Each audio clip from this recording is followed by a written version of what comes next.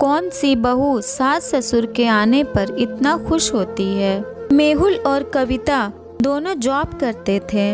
घर से दूर 2 वर्षीय बेटी मिष्टी के साथ अकेले रहना आसान नहीं था। दोनों एक दूसरे का साथ देकर बारी बारी मिष्टी का ध्यान रखते थे। वो इंतजार कर रहे थे कि मिष्टी थोड़ी बड़ी हो जाए तो उसे किसी नर्सरी स्कूल में डाल देंगे। लेकिन जब भी सविता जी कविता की सासू माँ आती तो घर की रौनक ही बढ़ जाती। मेहुल तो माँ के आने से खुश होता ही था, लेकिन कविता की तो बात ही और थी। सासू माँ और ससुर रघुवीर जी जब आते तो कविता की खुशी का कोई ठिकाना ना होता। माँ के साथ कहाँ घूमना है, कौन से होटल में लेकर जाना है, कौन सी नई डिश बनानी है, कौन सी सीखनी है, कविता सब पहले से प्लान करके रखती। आज भी जब मेहुल ने बताया कल सुबह माँ पापा आ रहे हैं। सच कितने बजे? अगर सुबह आ रहे हैं तो मैं कल ऑफिस से छुट्टी ले रही हूँ। कविता ने एकदम अपना निर्णय सुना दिया। वो दोपहर को 2 बजे के करीब पहुँचेंगे। तुम हाफ डे ले सकती हो। नहीं, हाफ डे नहीं, उनके लिए खाना भी बनाना है और वो आए और मैं घर पर ना मिलूं, यह अच्छा नहीं लगता। कल ऑफिस से छुट्टी ले रही हूँ। कविता ने ऑफिस में फोन कर छुट्टी के लिए बोल दिया। अगले दिन उनके आने से कविता ने 2-3 सब्जियां, रायता, चावल वगैरह सब तैयार कर दिया। चपाती उनके आने पर बना दूंगी। यह सोच कविता मिष्टी को लेकर बालकनी में सविता जी और रघुवीर जी का इंतजार करने लगी। तभी साथ वाली विम्मी आंटी ने पूछा, कविता बेटा किसका इंतजार कर रही हो? आज ऑफिस भी नहीं गई? आंटी जी आज माँ पापा आने वाले हैं, उनका ही इंतजार कर रही हूँ, कविता ने खुश होकर बताया। अच्छा, तुम्हारे मम्मी पापा आ रहे हैं? विम्मी जी ने उसकी खुशी से अंदाजा लगाते हुए कहा। नहीं, मेरे सासू माँ और ससुर जी आ रहे हैं। इतने में विम्मी ने मेहुल की गाड़ी को अंदर आते देख लिया और भागकर अंदर आ गई। विम्मी आंटी सोच रही थी कि कौन सी बहू सास ससुर के आने पर इतना खुश होती है। मैं तो जब भी बेटे बहू के पास जाती हूँ उनको तो ऐसा महसूस होता है जैसे उनकी आज़ादी में रुकावट आ गई हूँ। बहू बुझे मन से खाना बनाती है, अपना भी वहाँ दिल नहीं लगता और बहू की तरफ से भी ऐसा ही लगता है जैसे वो भी उनके लिए चाहवान नहीं है, तो वो भी 2-4 दिन रहकर वापस आ जाती। विम्मी आंटी ने देखा कविता मिष्टी को लेकर पहले से ही दरवाजे पर खड़ी हो गई थी। आते ही दोनों के चरण स्पर्श कर आशीर्वाद ले दोनों सास बहू आपस में गले मिली और सविता जी ने मिष्टी को गोद में उठा लिया और मेहुल और कविता सामान उठा हंसते हुए अंदर चले गए। विम्मी आंटी को यह सब बहुत अजीब लग रहा था, क्योंकि उनकी बहू तो घर के दरवाजे पर छोड़ अपने कमरे से भी आसानी से ना निकलती। माँ पापा आप पहले फ्रेश हो जाओ, उतनी देर में मैं खाना लगाती हूँ। जब सारे खाना खाने लगे तो सविता और रघुवीर जी ने देखा कि सारा खाना उनकी पसंद का बना था।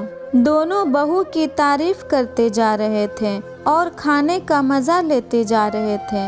अगले दिन से विम्मी आंटी देख रही थी कि कविता सुबह ऑफिस जाती और शाम को अपनी सासू माँ और मिष्टी के साथ पार्क में भी घूमने चली जाती। कभी बाजार तो कभी सप्ताहांत, वो सारे कोई मूवी देखने चले जाते। विम्मी आंटी को बहुत अजीब लगता, यह दोनों सास बहू इतना खुश कैसे रह लेती हैं। उसके मन में यह रहस्य बना हुआ था।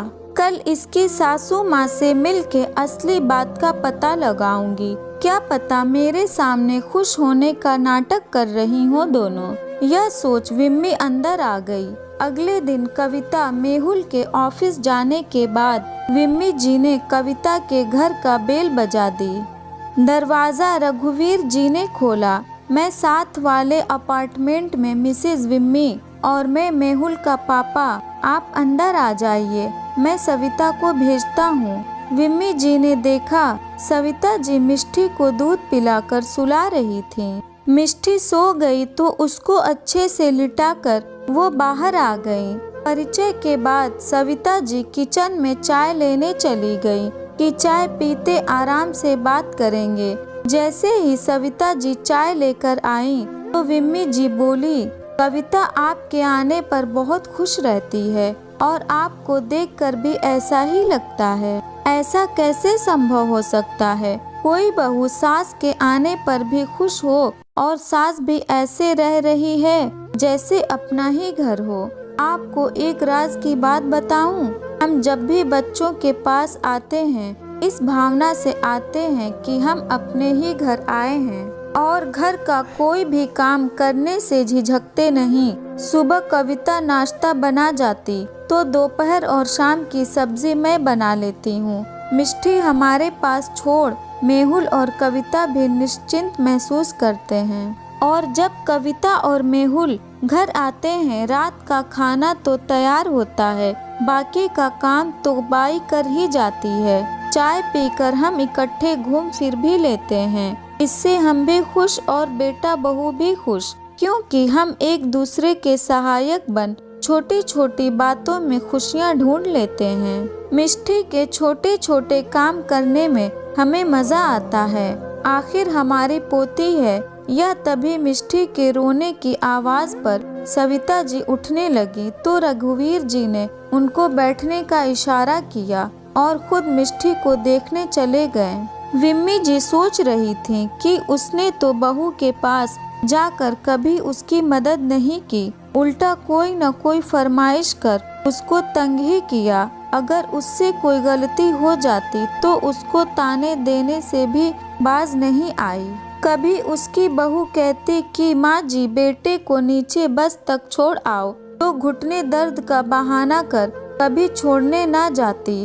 विम्मी जी को अपने व्यवहार पर शर्म आ रही थी। आपने राज की बात बताकर मुझे बहुत अच्छी सीख दी है। अब मैं भी बहू पर बोझ नहीं बल्कि उसकी सहायिका बनूंगी।